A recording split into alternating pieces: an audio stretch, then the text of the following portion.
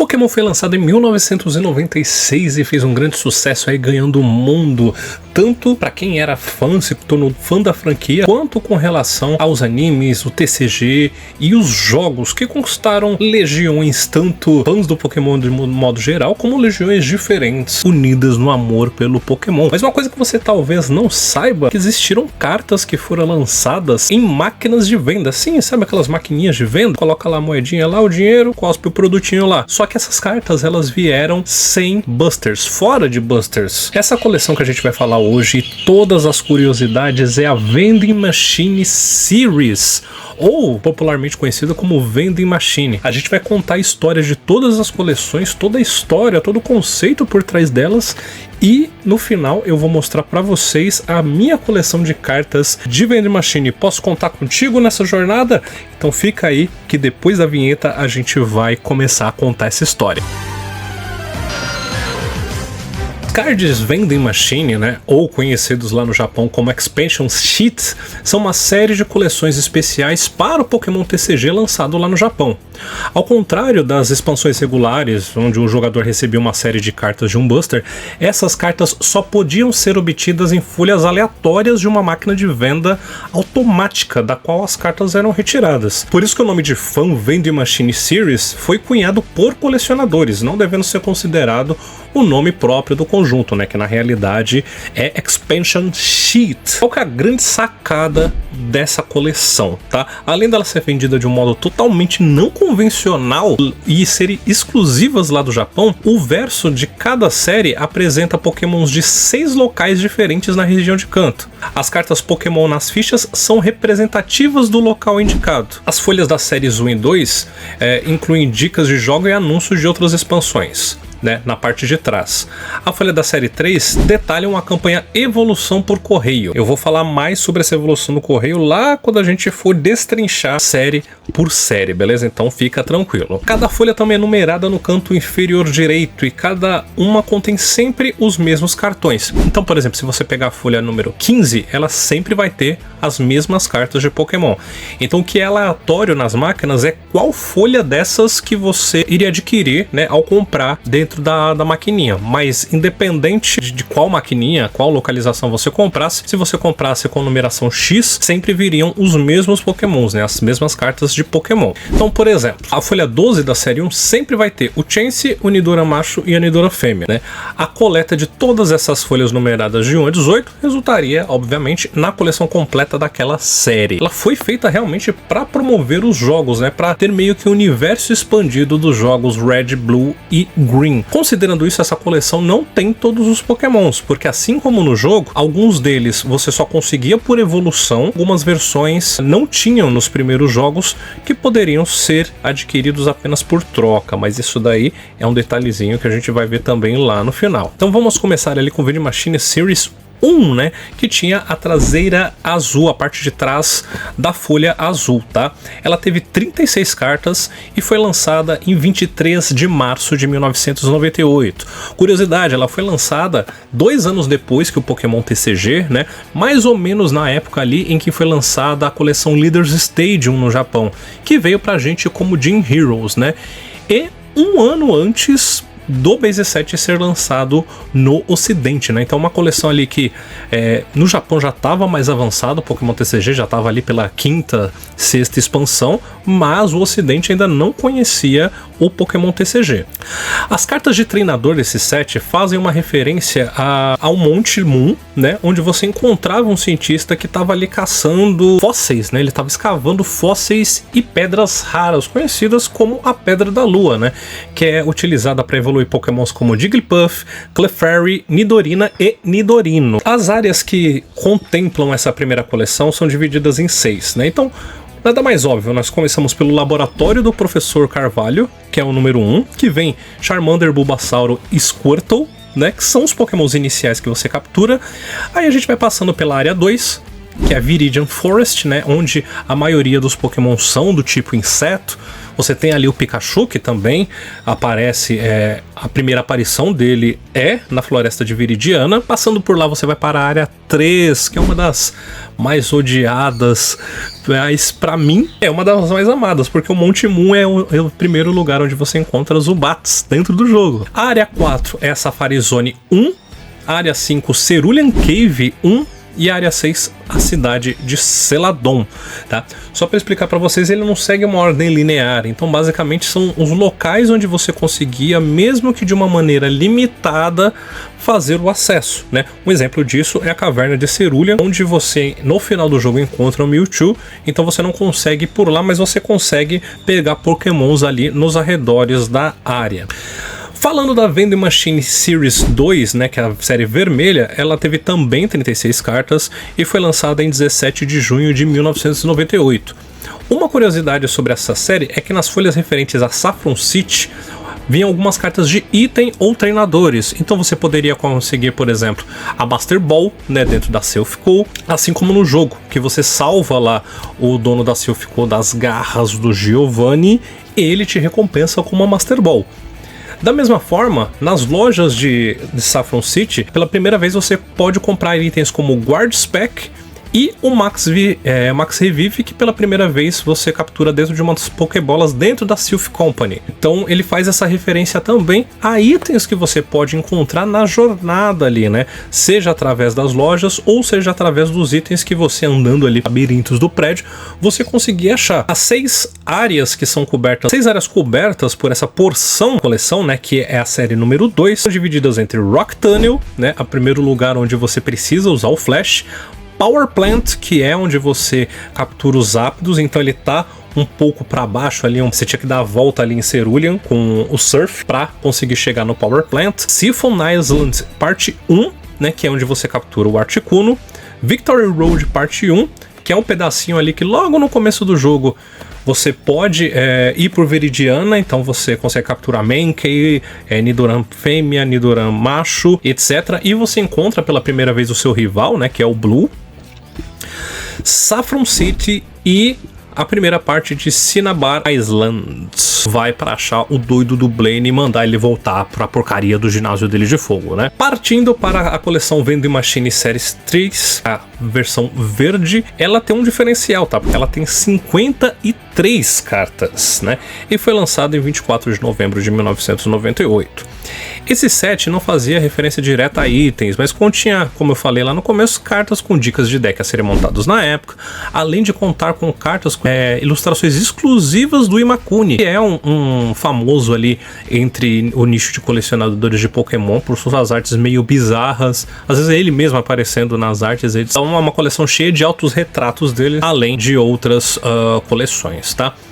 A única referência direta aos eventos do jogo, né, nas cartas adicionais, lembrando que essa coleção também vinha com 3 cartas comuns, mas ao invés de vir nos contadores de danos, ele vinha com uma outra carta com uma traseira um pouco diferente que eu vou mostrar para vocês lá no fim do vídeo quando eu for mostrar a coleção, né? A única referência direta aos eventos do jogo é através de uma carta chamada Ascard, ou o PC do Bill, né? Que lá no Japão era chamado de Masaki, né? Masaki's Computer.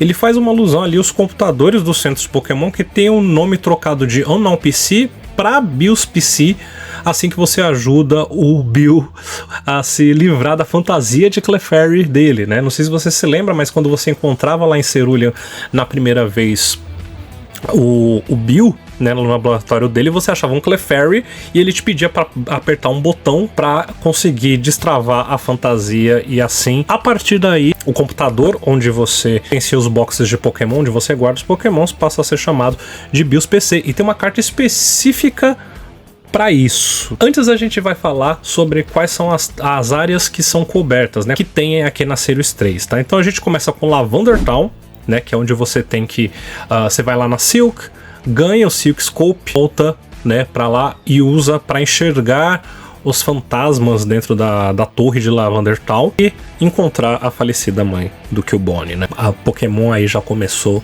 a apertar nossos corações com essa história do Cubone, o Pokémon mais triste que existe na face da Terra. Na segunda área nós temos a segunda parte de Cinnabar Island. A área 3 é a segunda parte do Safari Zone.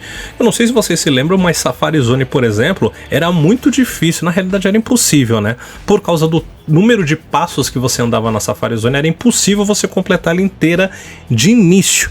Então, por exemplo, você tinha que cobrir uma determinada parte, esperar acabar o tempo, né? Até acabar o tempo.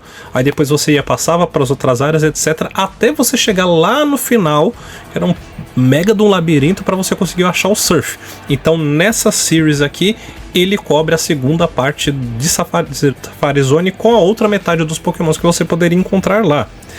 Depois disso você tem Siphons Island 2 com o Articuno, né, que é quem você acha no final lá da jornada, depois de empurrar um monte de pedra e cair no buraco, empurrar pedra e passar pela água e tudo mais, até achar o diabo lá da ave de gelo, né, o Articuno, né. Na área 5 a gente tem a Cerulean Cave 2, que é a parte onde você acha o Mewtwo. Então tem o Mewtwo da Vending Series também. E na área 6 você tem a Sea Cottage. A Sea Cottage nada mais é do que aquele pedacinho ali que você encontra no mapa onde fica o laboratório do Bill. Antes de falar da campanha de troca, o que foi essa campanha de troca, o que o pessoal fala sobre esse set massacre, o que ele significa, que é uma porção muito especial e muito rara dentro dessa coleção, tá? Só dando um spoiler, essas cartas da coleção, o chamado set massacre, as 5 cartas, não são cartas que você conseguia na Vending Machine. Mas antes disso, você tá curtindo as informações desse vídeo, não se esquece de se inscrever aqui, deixar aquele seu like e, claro, compartilhar esse conteúdo com quem você sabe que gosta dessas curiosidades de Pokémon. Beleza? Falando agora da campanha de trocas e do famoso set massacre. Com o lançamento da Series 3, foi lançada também uma campanha chamada Evolution by Mail. Bem insano, né? Mas pra vocês que são mais novinhos, aí na época existia a carta, tá? Você se comunicava por carta. Então você pegava, escrevia uma carta, mandava pro correio, chegava do outro lado, tá? Não tinha essa coisa aí de e-mail, etc, né? Para você adquirir as versões totalmente evoluídas das cartas Kadabra, Machoke, Graveler, Haunter e Omanite, no jogo você tinha que usar o cabo lá, o Game Link, para fazer essa troca. Eles usaram isso como uma mega estratégia de marketing para você fazer isso através das cartas. Então como que funcionava? Você tinha que enviar uma carta qualquer, que na época tinha uma versão de cada, né? Mas qualquer carta de um desses Pokémons, né, você enviava pro endereço da Media Factory, que era quem produzia as cartas lá no Japão na época, e em troca você recebia uma carta exclusiva com uma versão evoluída desse Pokémon, em artes exclusivas que só foram distribuídas dessa maneira.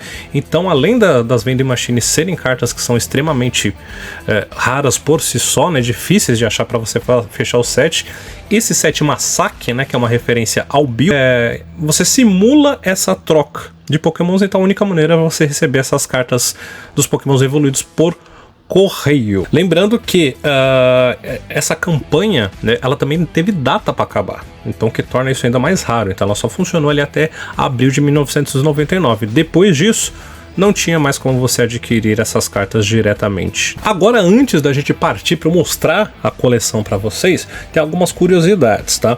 Primeiro que esse set massacre ele não faz parte do set de Vending Series 3, assim como algumas outras cartas, como o Pokémon, o Pikachu Uyamas, né? Então são cartas adicionais, mas como elas vinham naquele slot extra, elas não contam como a numeração do set oficial, né? Claro que se você quiser fazer um Master Set, você tem que ter todas elas, né? Mas não é obrigatório dentro da numeração comum dessa série. Uma outra curiosidade é que os primeiros campeões do Illustration Contest foram justamente os ilustradores dessas cartas, como Poliwrath e Snorlax, né? E esses caras ganharam como prêmio a famosa carta do Pikachu Illustrator, que é a carta, uma das cartas mais caras já vendidas na história do Pokémon TCG, ainda mais se você pegar elas graduadas aí PSA 10. Outra curiosidade é que algumas dessas cartas foram lançadas aqui no ocidente como as famosas Black Star promos, né, lançadas pela Wizards of the Coast. Então tem algumas cartas, por exemplo, como Mewtwo, Pikachu, né, que foi dado como brinde no lançamento do primeiro filme de Pokémon. Então essas cartas vieram para cá como Black Star Promo, mas na realidade elas derivam, né, foram algumas das cartas lançadas lá nessa coleção de Vending Machine Series, tá? Outra curiosidade é que o Mr. Mime, que teve uma carta lançada recentemente aí no Classic Collection, né, que é aquela box toda bonitona lá que vem um deck de cada um dos iniciais, ele só foi lançado no ocidente nessa Classic Collection. Antes disso, a única versão que existia dele era justamente das Vending Machines. Uma outra curiosidade também é que cada folha na época custava 100 ienes. Era uma bagatela, assim. Você ia lá, comprava um pão na padaria, pegava o troco lá, comprava uma folhinha pra você. Você acha cada folha dessa daí numa média aí de 260 a R$1.000, porque dependendo da folha, a raridade é maior. Ainda mais se ela estiver intacta, né, em bom estado. Então, das 18 folhas de cada série, algumas custam 260, chegando aí até R$1.000 por folha. Achar as cartas já é difícil, você achar as folhas intactas é mais difícil ainda. Última curiosidade é que uma folha de expansão especial foi disponibilizada em um evento realizado em dezembro de 97, apresentando Pikachu, Mewtwo e Mew. Oficialmente, elas são categorizadas com um termo chamado Unnumbered Promo Cards, frequentemente acrescidos ali, né? Eles são incluídos dentro da série de Vending Machines, porque também vem com o símbolozinho da Pokébola ali no símbolo da coleção, né? Como é característico das Vending Machines, mas eles foram apelidados de série 00. Na Bulbapedia, eu vou deixar aqui o endereço para vocês na descrição, ela tem um artigo só falando sobre todas as cartas que são consideradas essas Unnumbered Promo Cards. Tá? São coleções ali que foram lançadas pelos mais diversos motivos, mas que são consideradas promos incluídas em algumas coleções. Agora que você já conhece um pouco dessa história, eu vou mostrar para vocês ali cara a cara como são essas cartas, mostrar a coleção de Vending Series que eu tenho, como que eu organizei essa coleção. E tem um detalhe, tá? Eu organizei a coleção dessa forma para contar uma história, para contar a jornada do herói, a jornada do Red. Então, além de Vending Series, fica aí que vai ter umas coisas bem bacanas na coleção, e isso daí serve até de ideia para você sobre como contar uma história com a sua coleção. Não somente pegar um bloco, uma coleção, né, como espada, escudo, XY, etc, mas como você pode transformar a sua coleção num livro que conta uma história. Fica por aí. Então vamos lá agora contar essa história junto com vocês. Eu vou até afastar um pouquinho aqui para conseguir mostrar para vocês a coleção. Essa pasta aqui eu adquiri no AliExpress, é uma pasta de uma qualidade bem bacana. Eu não gosto muito de pastas de argola, mas essa daqui, a arte do Zardola é sensacional, mesmo porque faz referência ao Game Boy, né, as primeiras coleções. Aqui atrás tem todos os 151 Pokémons, né, nessa versão aqui do Pokémon Rumble, acho que era o nome, né, que era um puzzle ali, um jogo de puzzle para Nintendo DS e para celular também. E é como que a gente começa a nossa jornada do herói. A minha ideia aqui é mostrar a saga do Red, né, ou do Ash, né, porque tem algumas coisas ali que meio que se misturam na história dos dois ali, entre os jogos, mangá, etc. São histórias diferentes, mas tem algumas similaridades. Então aqui a gente tem os nossos protagonistas, né, as três crianças que fazem 10 anos no mesmo dia e são contemplados com a chance de se tornarem mestres Pokémon, né, de iniciar a sua jornada.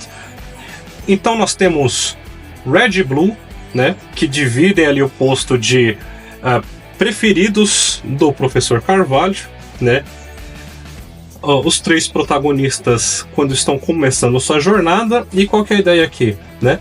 Depois que você encontra o Professor Carvalho e ele te dá a escolha de um dos três Pokémons iniciais, cada um adquire um Pokémon inicial, né? Então nessas cartas aqui nós temos o Red com o Bulbasauro, o Blue com o Charmander e falta a Green com o Squirtle, que já tá chegando pra gente completar isso daqui. Enquanto isso tem um sleeve bonitão aqui do Pokémon Center. Avançando aqui na jornada, nós temos o primeiro desafio do Red. Então ele com seu Pikachu pequenininho, logo que ele pega ali, ele se depara com a missão principal, que é vencer todos os 8 líderes de ginásio, né, para ter direito a participar da liga. Então a ordem aqui é proposital. Por quê? Saindo de Pallet, ele passa por Viridian, né? O Giovanni ainda não está lá no ginásio, então ele passa na ordem por Pilter para enfrentar o Brock, Cerulean para enfrentar a Mist,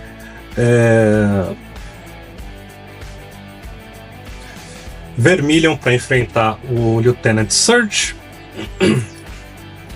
passa por Saffron, passa por Fuchsia, passa por Celadon, passa por Cinnabar Island e volta para Viridian City antes de ir para a Liga Pokémon, né, e entrar pela Victory Road. Então aqui ele começa a sua jornada com seu Pikachuzinho, etc. Sabe que tem que passar por esse caminho. Passando por esse caminho, o que ele vai fazer? Ele vai... Deixa eu tirar esse Jirachi aqui. Ele vai adquirir as badges. Então também na ordem, né? Ele passa por aqui por Viridian, consegue todas as suas insígnias, uma com cada treinador, até conseguir a última, que vai liberar o passe dele para a Liga Pokémon. Então aqui ele já está um pouco maior, né? Ele já está ali com o Pikachu um pouco mais domado, né? Então a ideia aqui é mostrar a evolução dele conforme os eventos do jogo vão passando e usar essas cartas que tem ilustrações do Red ou do Ash, né? Com o Pikachu, mostrar essa evolução, tá? Passando por todos os ginásios, ele vai para a Liga Pokémon. Então ele tem que enfrentar a Lorelai, que tem como Pokémon principal o Lapras, tem o Bruno, que tem como Pokémon principal o Machamp, a Agatha, que tem como Pokémon principal o Gengar, o Lance, que tem como Pokémon principal o Dragonite.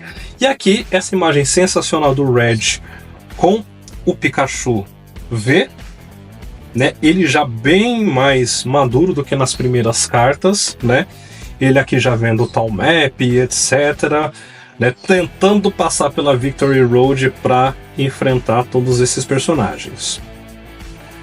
Aqui foi uma página que, apesar de ter o Pikachu VMAX, né? E teoricamente nos jogos não tem essa versão, porque é uma versão do Pikachu, né, a versão Gigantamax, que só foi lançada mais recentemente. A ideia aqui é centralizar cartas de personagens que são importantes na jornada do Red ou do Ash no desenho, né? Então a gente tem outra versão aqui do Brock e da Misty, nós temos uma carta do Bill, temos a Dama do Centro Pokémon, né, e toda a sua família de gêmeas, onde a gente passa durante essa jornada por lá muitas e muitas vezes, né? E aqui as versões possíveis de evolução do Eevee, que no Pokémon Yellow é o Pokémon principal do nosso rival.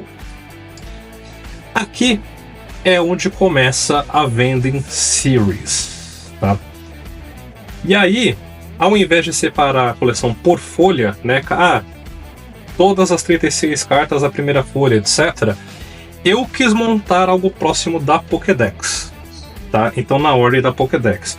Você pode ver aqui que tem algumas cartas, por exemplo, essas aqui são os iniciais, né?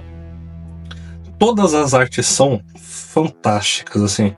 Para mim, questão de arte é uma das melhores coleções de Pokémon. Esses dois slots aqui são de outras versões do Pikachu, fazem parte daquela Unnumbered Promo Series, tá? Então, como é tudo do Pikachu, tem outras duas versões que eu tenho que pegar, mas da Vending Series tá aqui, tá? Isso é mais preciosismo, mas não faz parte do set principal. Tá, aqui a gente tem, ó, Sentiro, a gente não tem Nidoqueen e Nidoking porque eles evoluem só por pedra. A gente não tem o Clefable, né? Não tem o Ninetales, porque o Ninetales também não é encontrado no jogo, né? Você evolui ele só com a Pedra do Fogo. O Wigglytuff eu não faço ideia, então ele foge um pouquinho dessa lógica, tá? Aqui temos o Zubatera, uma das melhores artes do Zubatera. Golbat. E são artes bem variadas, assim, tem diversos artistas, mas todas as artes são bem bacanas, né? A gente tem aqui o Abra, tem duas versões do Kadabra, duas versões do Machoke, uma do Machoke aqui, não temos Victreebel, porque também só evolui por pedra, né? Dois Gravelers, o Slowbro,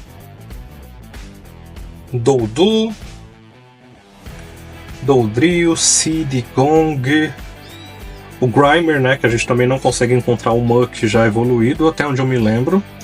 Cloyster, que a gente também não consegue encontrar no jogo, né? O Onix.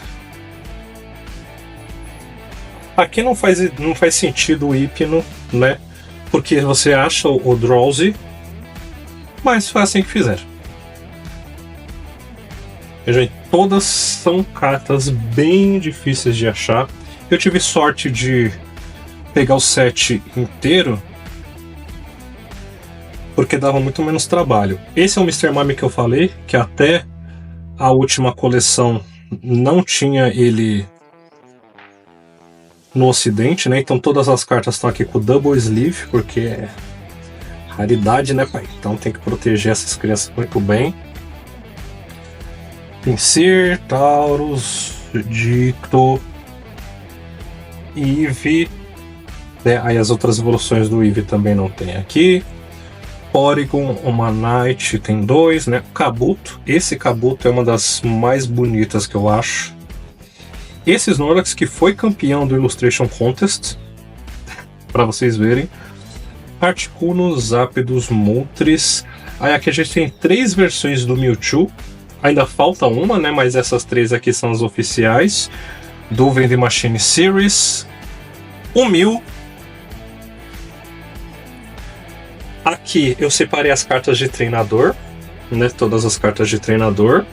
E antes de mostrar isso aqui com detalhes, espera aí. Essa carta aqui é a carta do BioPC, né? Ela é do Expansion City 1, né? Lançada aqui em 98. Essa aqui foi graduada pela Manafix. Então o que acontecia? Você enviava um Machoke, um Omanite, um Graveler, um Haunter ou um Kadabra, né? Até aparece alguns deles aqui. Você enviava isso daqui dentro de uma... Como que eu vou explicar isso? Você enviava isso e uma carta de outro Pokémon dentro de uma carta para você conseguir outra carta, entenderam? Não, né? A parte de trás, essa daqui, ó, ela é diferente das cartas ocidentais no começo, como eu disse, né? Na Wind Series 3, toda a folha vinha uma carta com essa traseira que também é bem bacana, e onde vinham as cartas extras, né? Então você enviava isso aqui, por exemplo, e um Kadabra. Aqui é outra coisa. E aí você adquiria de volta uma dessas 5 cartas. E essas cartas são as mais caras e exclusivas da coleção. Esse efeito aqui do Alakazam tá sensacional. As outras artes, elas são meio duvidosas? São, mas são cartas bonitas, tá? Esse Golem é impagável, né? Ó, temos uma Star em meio a fósseis, outros fósseis. Temos o Machamp fazendo uma zona aqui. Acho que ele tá fazendo tipo um malabarismo para fazer graça pros outros Pokémon, né? Então a gente tem aqui o Pikachu, Dodu e o Hitmonchan. E aqui a mais rara da mais rara de todas, que é o Gengar. Então desse set é essa a carta mais absurda. E eu peguei isso daqui separado do resto da Vending Series, né? Então ela tá com uma amassadinha aqui, mas ó, na pasta tá anime. Fora que assim, o resto da carta tá numa qualidade muito boa, né? Então tirando esse amassadinho, parece que alguém recebeu todas as cartas e amassou o envelope. É a impressão que dá. Temos aqui a Master Ball, ó.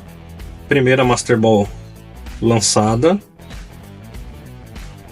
Temos essa carta aqui do Imakuni, que ele é parodiando, né, o Passcard. Né, uma zoeira aí com a carta do Bill, ó. Ele também tem essa traseira diferenciada. Deixa eu pegar uma outra comum aqui. Deixa eu pegar esse Mewtwo aqui, ó. Essa é a traseira oficial das cartas comuns, tá? Então, para vocês verem a diferença entre essa e das outras cartas, tá? Isso aqui é do Sleeve, né? Não tá amassado. Um detalhe bacana é que essas são as únicas cartas que elas vêm com esse acabamento chamado de gloss, né? Um acabamento meio brilhante, né? É quase como um verniz. Então são as primeiras cartas a ter esse tipo de acabamento. Tem algumas outras, né? Mas essas são as suas principais. E o Mewtwo que tá faltando aqui, essa eu vou tirar para mostrar para vocês, tá? Essa carta aqui, ela teve um erro de printagem aqui, ó. Se você reparar aqui, ó, ela tem até um símbolo de ien, assim, parece que eles imprimiram e tava suja a chapa de impressão, né?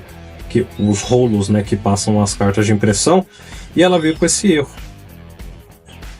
E aí tem uma outra versão que é corrigida, né, que ela não tem esse erro, e aí esse espacinho aqui é para essa versão do Mewtwo sem erro. E é isso.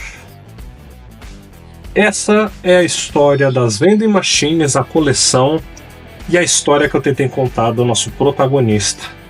Espero que vocês tenham gostado. Deixa aí nos comentários o que você acha dessa coleção. Se teve alguma coisa que eu errei, ou algum fato curioso que você sabe sobre as Vending Machines, deixa aí. Muito obrigado pela presença, não se esqueça de se inscrever. E eu vou deixar aqui a história, né, o primeiro vídeo da história de Pokémon, e aqui o botão para vocês se inscreverem se você ainda não for inscrito. Tchau!